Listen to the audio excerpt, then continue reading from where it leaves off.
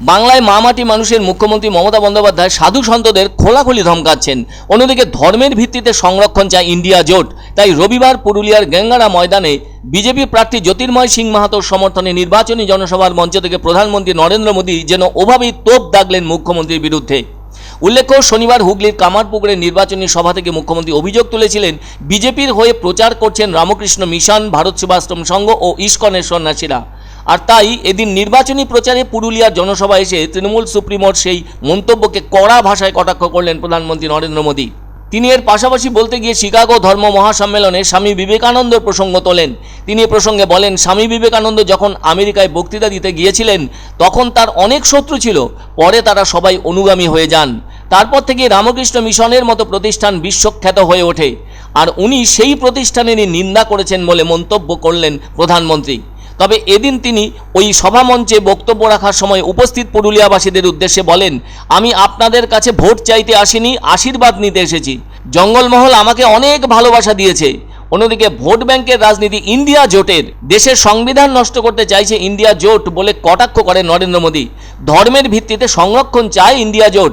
একদিন মা মাটি মানুষের কথা বলে এই বাংলার ক্ষমতায় এসেছিল তৃণমূল, আর বর্তমানে সেই মা মাটি মানুষের যেন খারাপ অবস্থা তৈরি হয়েছে।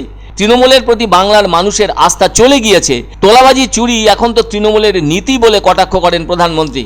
সন্দেশখালীতে পাপ করেছে, সেজন্য সন্দেশখালীর অপরাধীদের বাঁচাতে তৎপর তৃণমূল সরকার। আর সন্দেশখালীর অপরাধীদের বাঁচাতে ওই অঞ্চলের নিরীহ মহিলাদের সম্মানহানি করা হচ্ছে বলে মন্তব্য করেন মোদী। এ ব্যাপারে নরেন্দ্র মোদী আরও বলেন, যে বাংলায় সরস্বতী পুজো হয় সেই বাংলায় শিক্ষা চুরি করেছে তৃণমূল। তিনি আরও বলেন, তৃণমূল নেতাদের বাড়ি থেকে নোটের পাহাড় উদ্ধার হয়েছে। আমি নিজের চোখে কখনো এত নোট দেখিনি।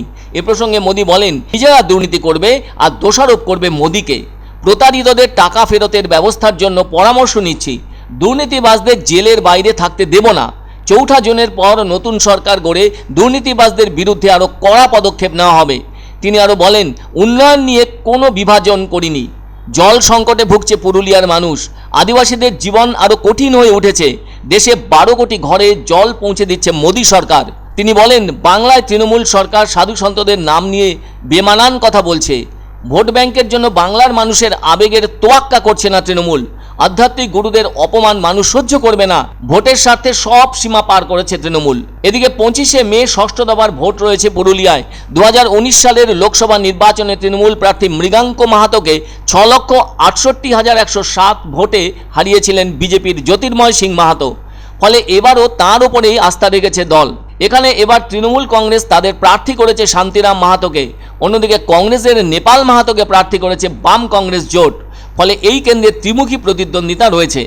इस्कॉन वालों को, रामकृष्ण मिशन वालों को, भारत सेवाश्रम के सन्यासियों को खुले तौर पर धमका रही है, खुले मन से चेतावनी दे रही है